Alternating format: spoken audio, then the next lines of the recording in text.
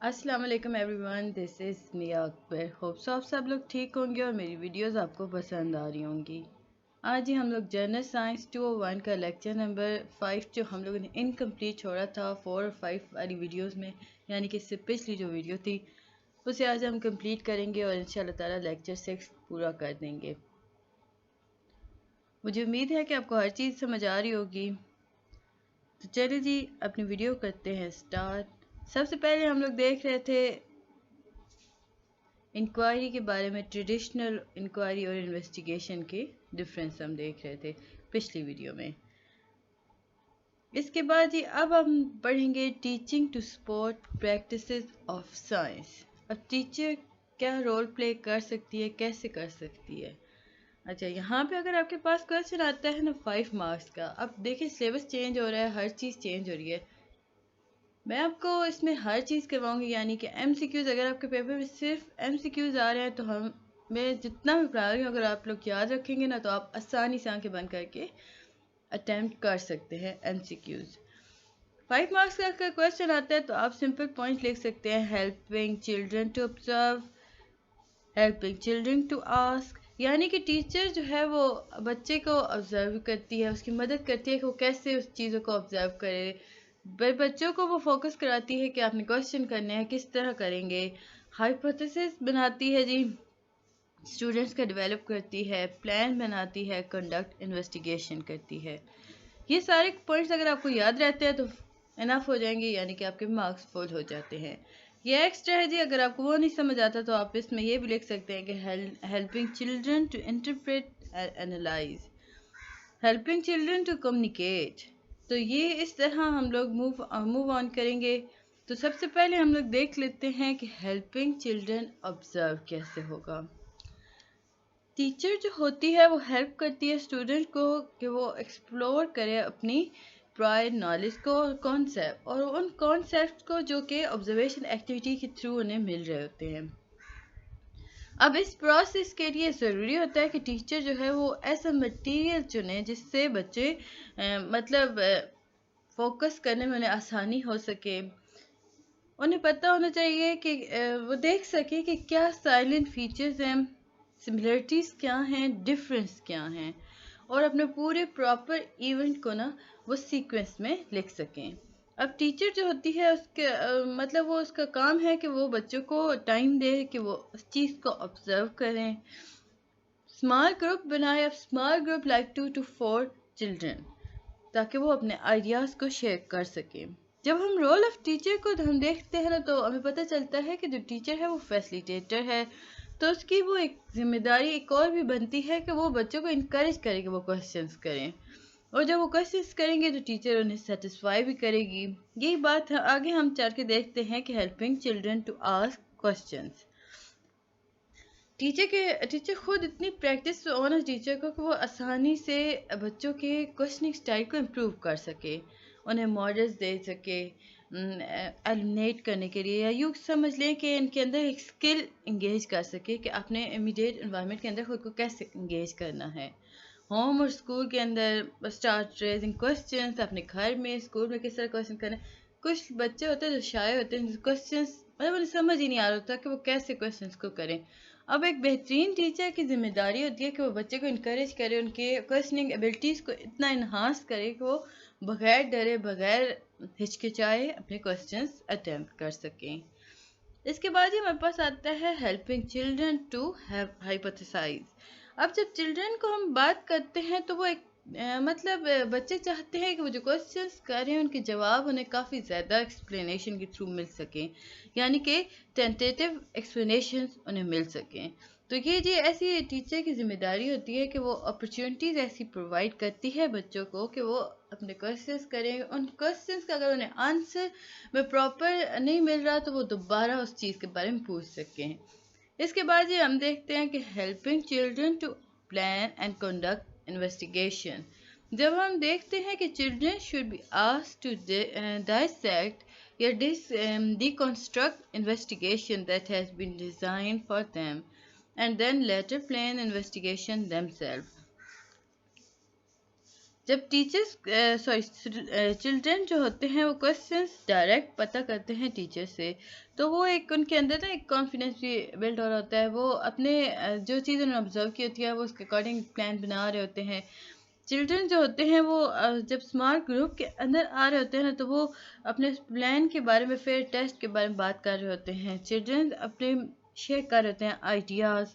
پھر اس کے بعد جب وہ سارے آئیڈیاز شیئر کرنے کے بعد انہیں پتہ چلتا ہے کہ اوکے فائن، ایسے یہ پوائنٹس تھے جو سملر تھے، جو پوائنٹ ڈس سملر تھے، وہ اس کے اکارڈنگ کام کرنا شروع کرتے ہیں. تو اس میں ٹیچر کی بھی ذمہ داری ہوتی ہے کہ وہ ہر حالت میں تو نہیں، بٹ وہ ڈسکس کرے اور موڈیفائی کرے ان پلانس کو جو بچے بنا رہے ہوتے ہیں. اس کے بعد ہے G helping children to interpret and analyse. جب آبزرویشن ہو گئی، انویسٹیگیشن بھی ہو گئی، تو ایک انفارمیشن ہمارے پاس آئی جی جو کہ اسینشیل تھی لرننگ پروسیس کے بارے میں. تو چلڈرن جو تھے انہوں نے اپنے ایکسپیرینس کو شیئر کیا، انٹرپریٹ کیا نا اپنی فائنڈنگس کو. تو ٹیچر کو جب انہوں نے یہ ساری بات بتائی، تو ٹیچر جو ہے وہ اسکلفل فیسیلیٹیٹر ہے.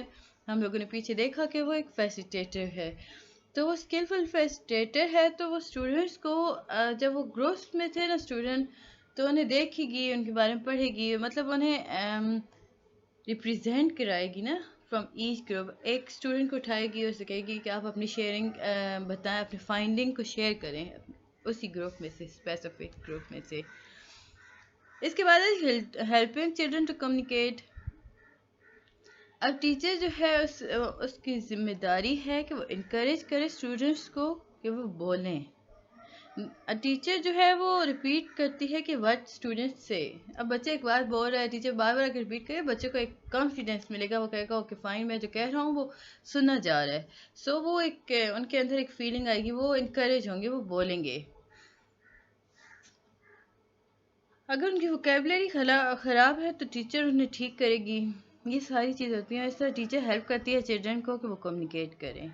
یہ تھا جی لیسن نمبر 5. مجھے امید ہے کہ آپ کو ساری چیز سمجھ آ گئی ہوگی. اب ہم چلتے ہیں لیسن نمبر 6 کی طرف. ہم بات کر رہے ہیں properties of objects. Lesson number 6 ہے. لیسن نمبر 6 شروع کرنے سے پہلے کائنڈلی جو لوگ میرے چینل پر نئے آئے ہیں وہ میرے چینل کو سبسکرائب کر دیں، بیل آئیکن کو بھی پریس کر دیں تاکہ آنے والی ویڈیوز کے نوٹیفیکیشن آپ کو مل سکیں.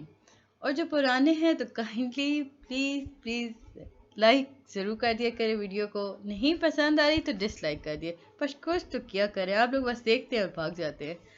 سو میں آپ لوگ کے لیے اتنی محنت کر رہی ہوں، ریٹرن میرے لیے کچھ تھوڑا سا کر دیا کریں.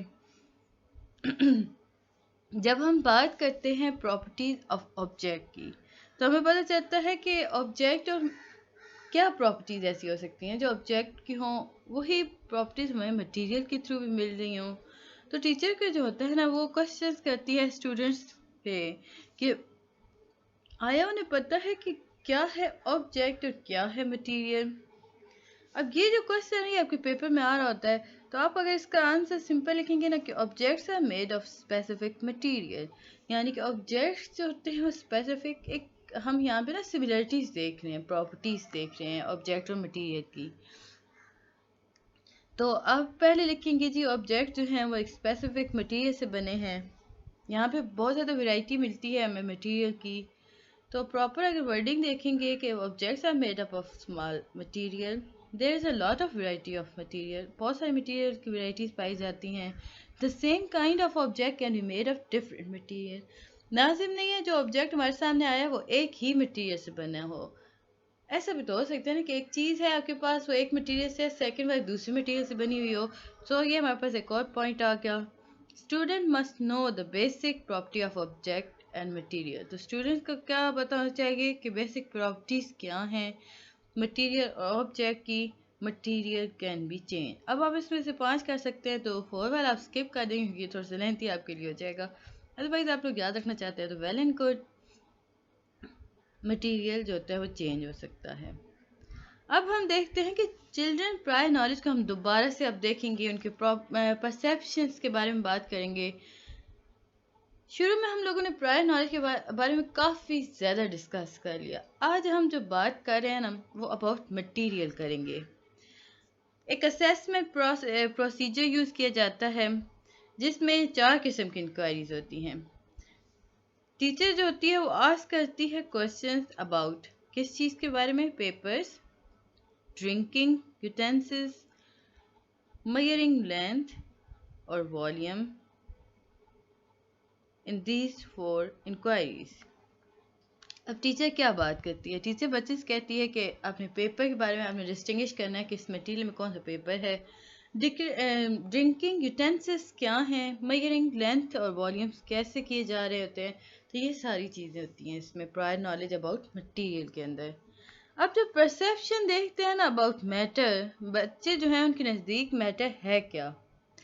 چلڈرن جو ہوتے ہیں وہ سوچتے ہیں جو ریجڈ مٹیریل ہے نا وہ سالڈ. ریجڈ مینس سخت، جس کی شیپس چینج نہ ہو رہی ہوں، اسے وہ سالڈ لیتے ہیں. اور نان ریجڈ مٹیریل یعنی کہ ان کے نزدیک جو نان ریجڈ مٹیریل ہے لائک پلاسٹک اور کلاتھ، یا یوں سمجھ لیں کہ سالڈ اور لیکوڈ کے درمیان جو چیز ہوتی ہے اسے نان ریجڈ مٹیریل کہا جاتا ہے.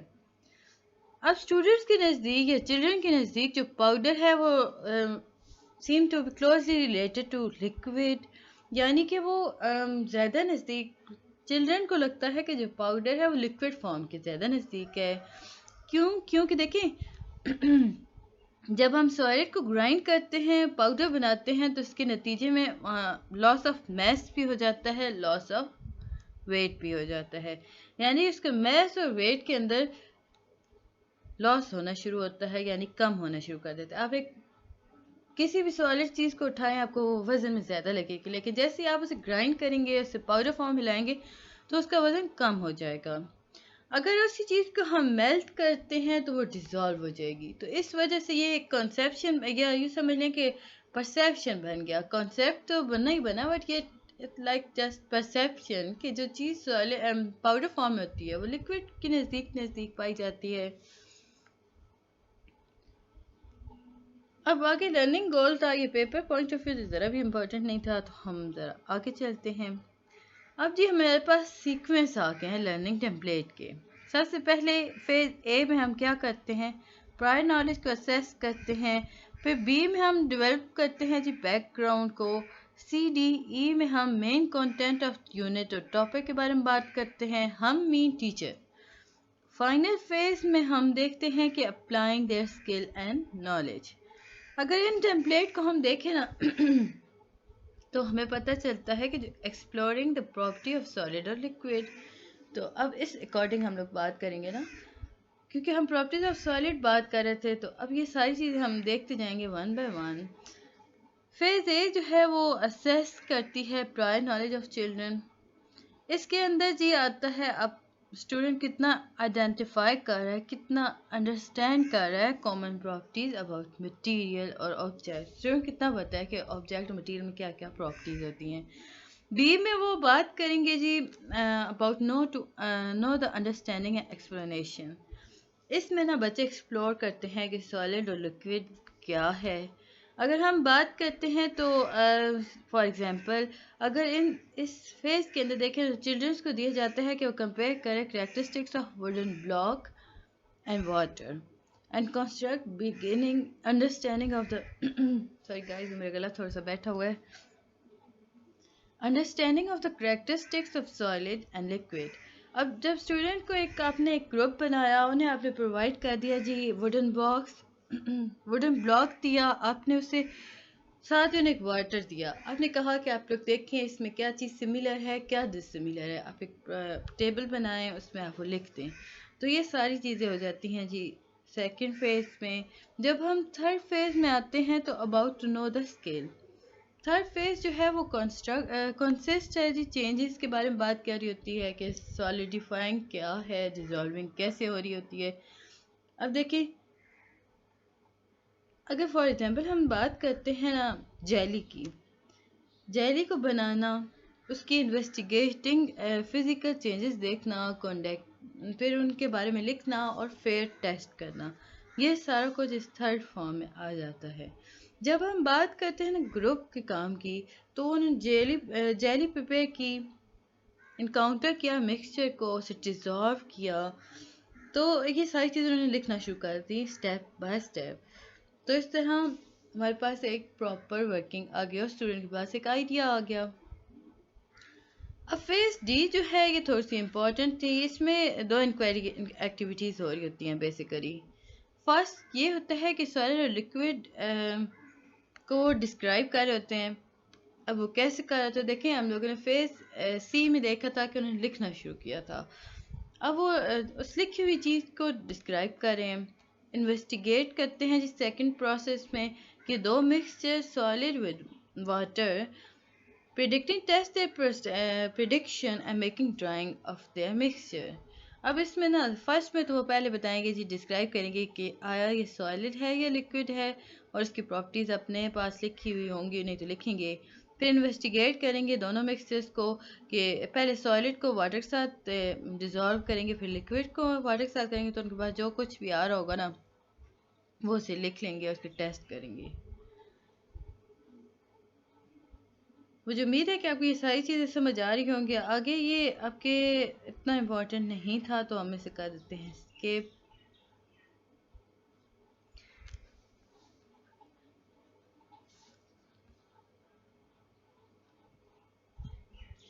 आगे बढ़ने से पहले काइंडली मेरे चैनल को लाइक और सब्सक्राइब ज़रूर कर दिया करें। वीडियो पसंद आती है तो कमेंट करें और अपने दोस्तों के साथ शेयर करिएगा और उन्हें भी कहिएगा कि मेरे चैनल को सब्सक्राइब ज़रूर कर दें। तो ये था जी लेसन नंबर 6। मुझे उम्मीद है कि आपको हर चीज़ समझ आ गई होगी। मिलते हैं नेक्स्ट वीडियो में, तब तक के लिए अल्लाह हाफिज़।